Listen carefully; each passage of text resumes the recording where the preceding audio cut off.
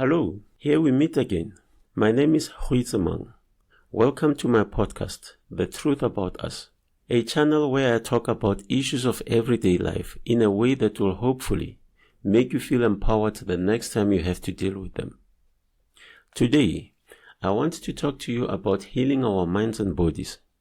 I am going to talk to you about healing yourself in a more sustainable way. Let's start right away by breaking down the mechanics of mental health. To be human is to be a mind that has a body and directs this body through the physical environment.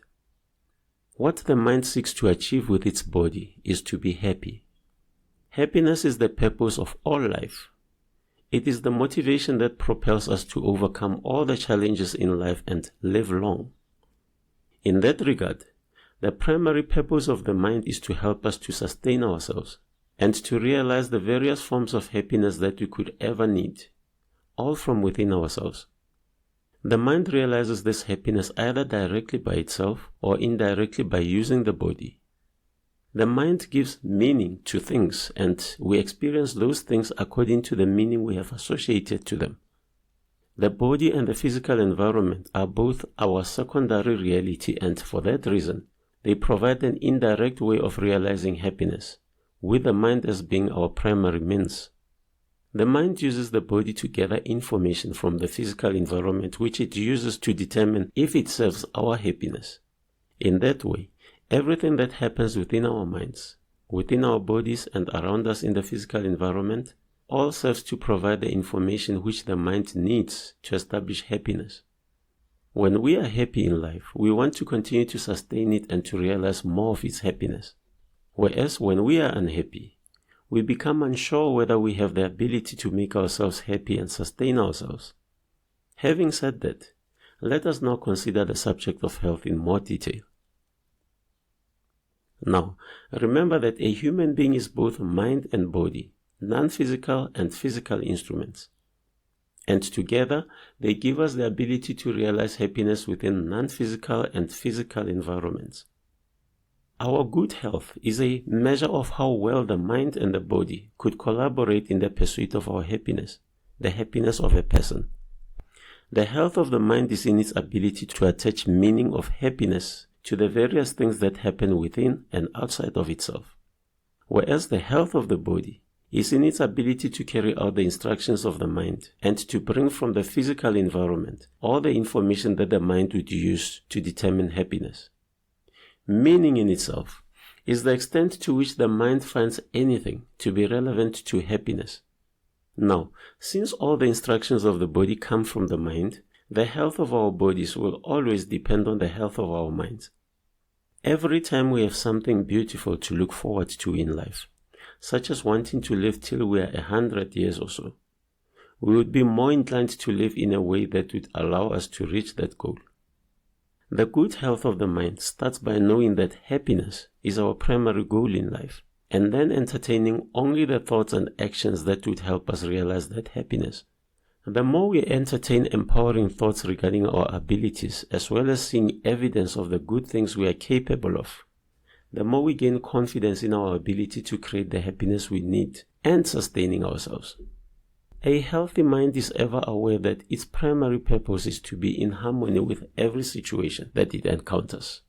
That is why the mind ever seeks to understand any idea or situation that it encounters.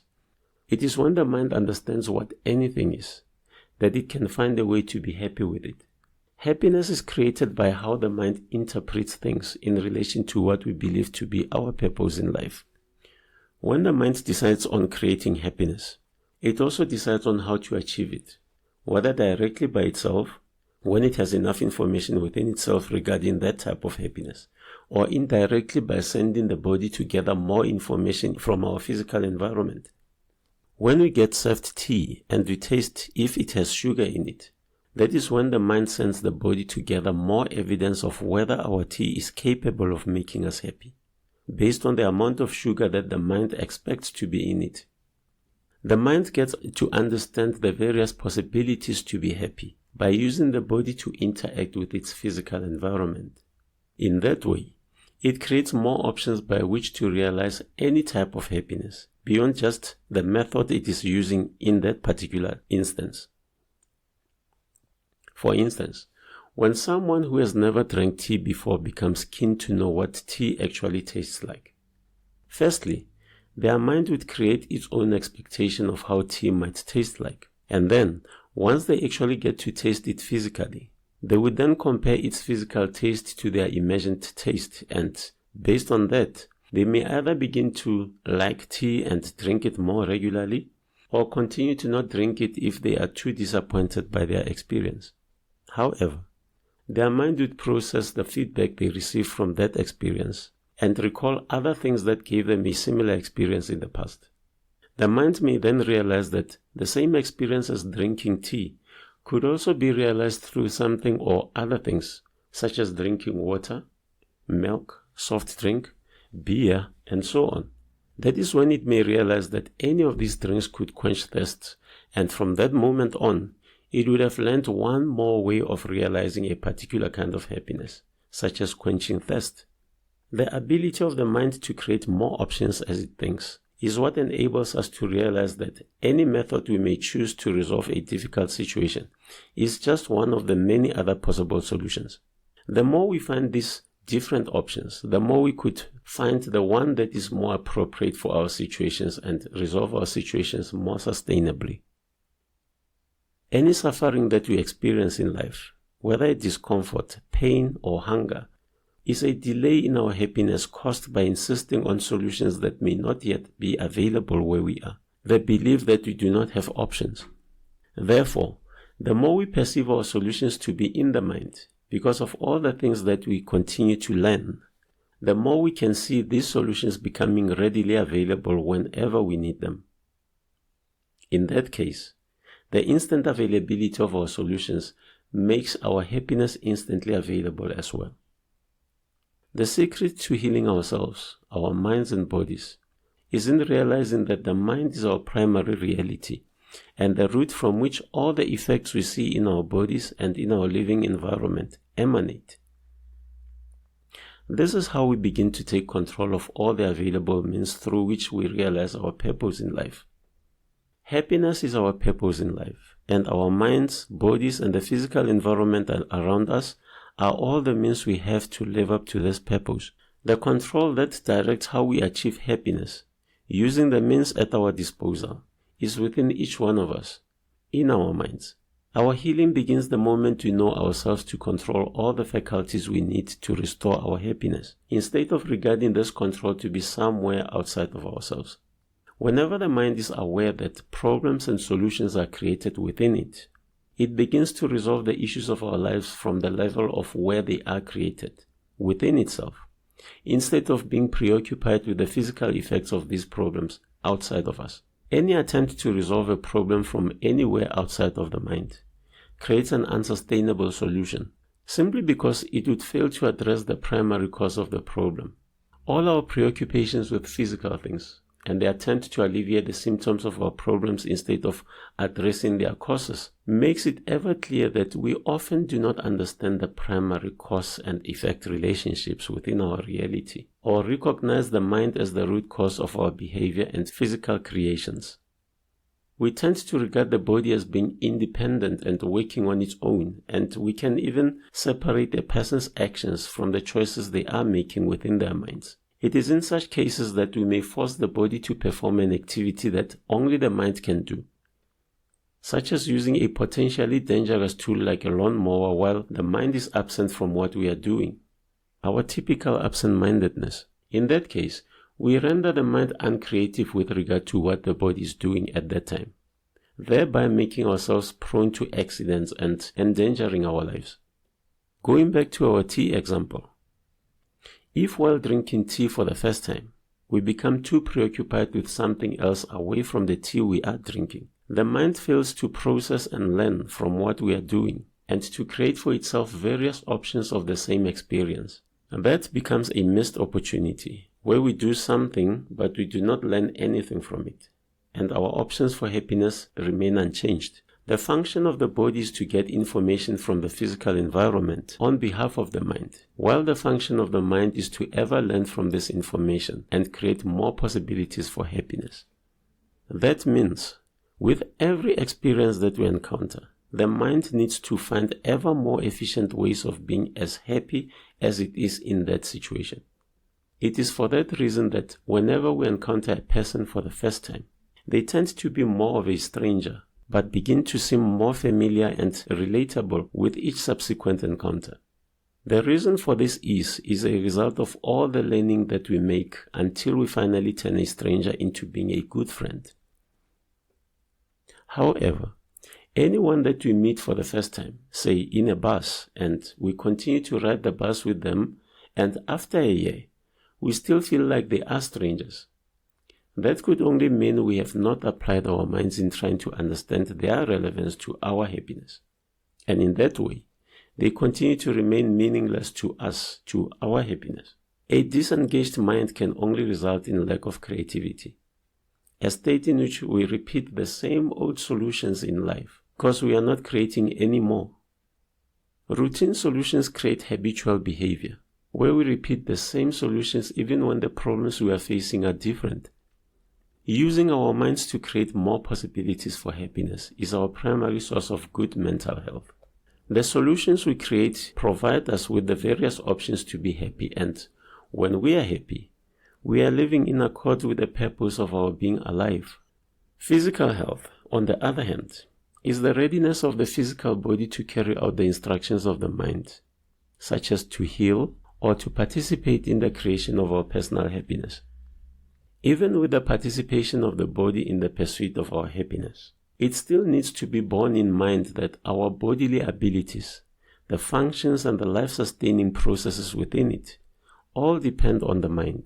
How hormones are secreted in the body all depends on the various states of mind in which we find ourselves, or what we could gain control of, and whenever we want to, repeat them at will. Our states of mind affect what happens within our bodies, and it is for that reason that our physical illnesses are in fact caused by our states of mind, or are psychosomatic. The problem with establishing the relationship of cause and effect between our states of mind and the health of our bodies is that this link cannot be properly observed from outside of a person, but only from within. The same way that you may see someone sleeping and know they are dreaming, but still not know what they are dreaming about. Physicians study the connections among the various processes within our bodies and the balance that needs to prevail among them for one to be regarded as healthy. They could use medicine to affect bodily processes by stopping them, speeding them up, or slowing them down in order to balance one process with another. However, the primacy of the mind with regard to the realities of the physical body makes it necessary that each of us takes primary responsibility with regard to issues of our health and healing, with physicians needing to be a secondary level of intervention. This is because each person is the closest observer of the internal matters of their own health, which makes each of us the first to notice any changes happening within us. And that puts us in a position to have an immediate understanding of the cause and effect relationships between any discomfort and its likely cause. The power to alleviate any form of suffering within the body would then come from avoiding its cause and thereby restore our health.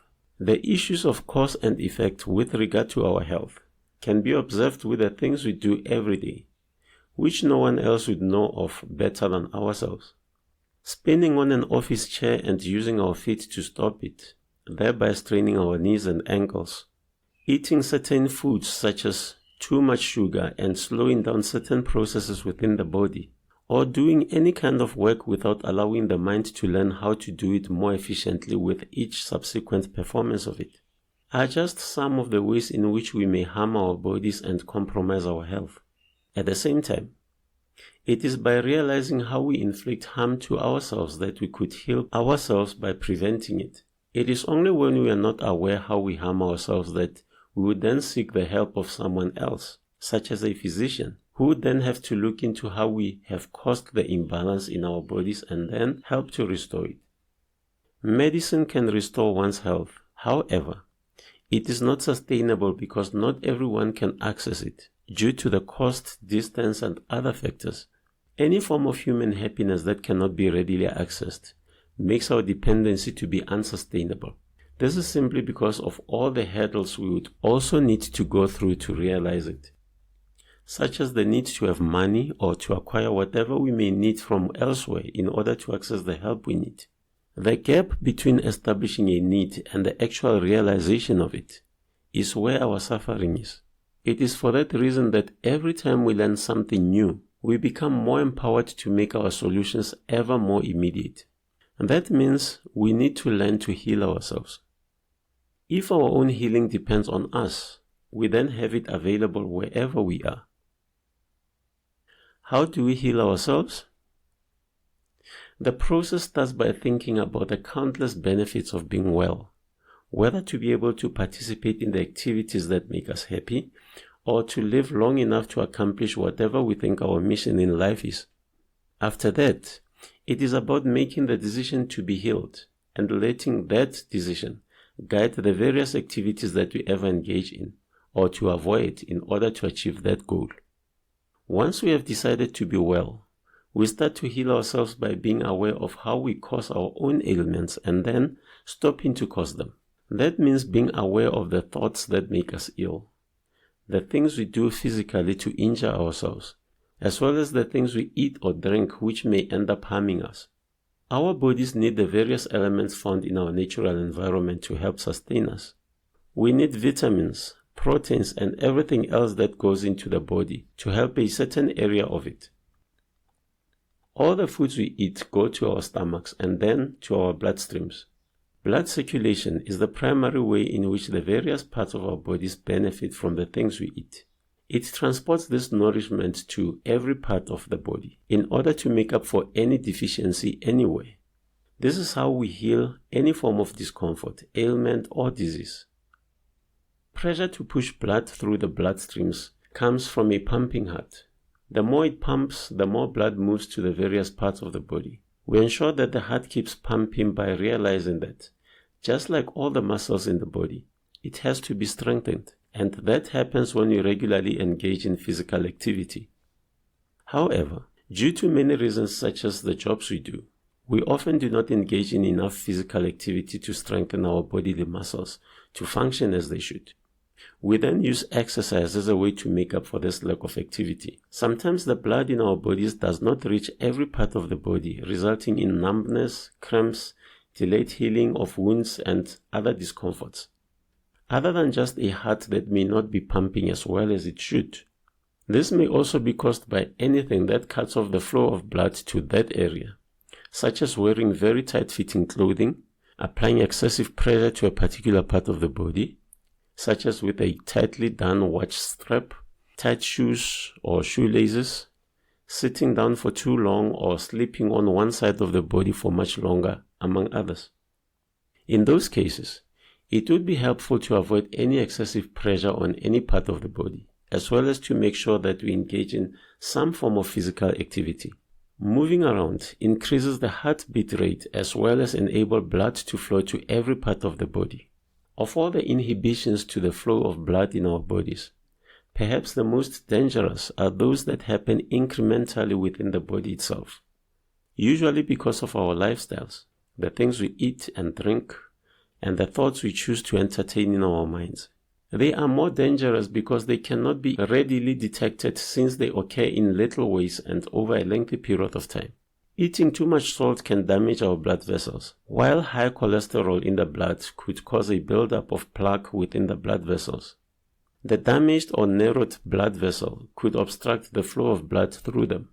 When the artery that sends blood and oxygen to the heart is blocked, usually due to cholesterol and the high deposits of plaque on the inner walls of the artery, a heart attack could occur. A heart attack or stroke is therefore something that would have been long in the making before it actually occurs. It is, therefore, the decisions we take every day, such as deciding to be physically active, exercising, drinking water, sleeping enough, as well as choosing to entertain our more empowering thoughts, that we could make a difference in whether we end up being ill or not. We can make a significant difference in our health by focusing on just a few things which we can do every day and eliminate the possibility of a serious illness or disease. Firstly, one could develop a lifestyle that makes them physically engaged, involving as much of our body parts as possible in the physical action. In fact, to be physically busy helps the body in many ways, such as increasing the heart rate to help the heart push blood to every part of the body, as well as cause us to sweat, something that could help us to reduce salt from our bodies, a key factor causing blood pressure, heart attacks, and strokes to many people. It is important to make sure that the activities we engage in are not just done for the sake of it, such as running on a treadmill, but the kinds where the efforts we make end up resolving a few more problems in other areas of our lives. Secondly, make sure you use water primarily as your means of quenching thirst. Usually when we are thirsty, we may feel like we need some beer, cup of tea, soft drink, or any other drink, whereas that is a way of our body to tell us it needs more water to continue with its bodily functions. If we could primarily resolve this thirst with water, the need for any of the other drinks becomes less, because the reason we drink a lot of them is simply an unknowing attempt to quench thirst or make up for the need for water in the body, resulting in more cups of coffee, tea, beer, etc. Like I have already mentioned, any of them could help to quench thirst. However, the more the chemicals in them, the more the filtering work that our kidneys will have to do. Our bodies are up to 60% comprised of water, and it is recommended that we drink, on average, between 2 or 4 liters of water per day in order to allow our bodily processes to function properly. And that means if we exclusively drink beer, whiskey, or soft drink every time we feel thirsty, we would then need to intake as much as 2 to 4 liters of our favorite drink in order to make up for the daily requirement of liquids in our bodies. We may, as a result, end up creating problems in the other areas of our lives, such as increasing the acid in our bodies, developing tooth problems, alcoholism, gaining more weight than is necessary, saturating our bodily processes with sugar and slowing them down, thereby interfering with the healing process of the body, and many more. Drinking water is one of the most important decisions and crucial factors in the health of our bodies, solely because it enhances the important processes of healing the body, such as supplementing our blood volumes as well as helping with the internal cleaning process of our bodies. Finally, it is important to realize that illnesses such as heart attacks and strokes kill many people in the world across various age groups. They are called lifestyle diseases because they often come with a change in lifestyle. Our lifestyles depend more on our income. The more we have money, the more we pay other people to do the things we would normally do by ourselves. And for that, we may become less physically active. This happens while also eating more of the various foods that our income makes us accessible to. The more we eat, the more likely our salt intake increases. And before long, we may start experiencing effects that are associated with blood pressure or diabetes and many others. Depending on what we then do, we may either correct the situations or make it even worse. High blood pressure, together with many other illnesses such as arthritis, depression, and asthma, are all regarded as chronic illnesses.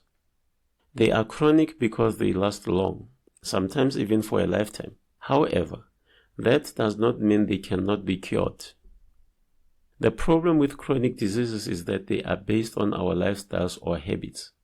Habits are the things we prefer to do much of the time, every day.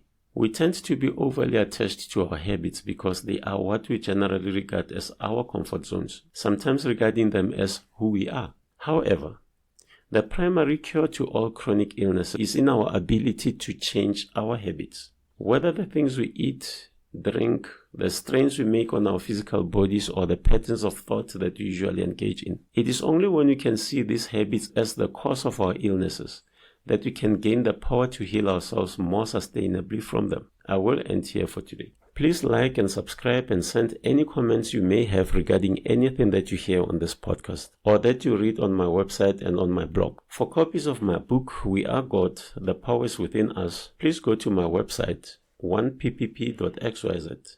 That is ONEPPP.xyz, or go to amazon.com. With that, I thank you. Until next time, in the meantime, have yourself a great healthy week, and goodbye for now.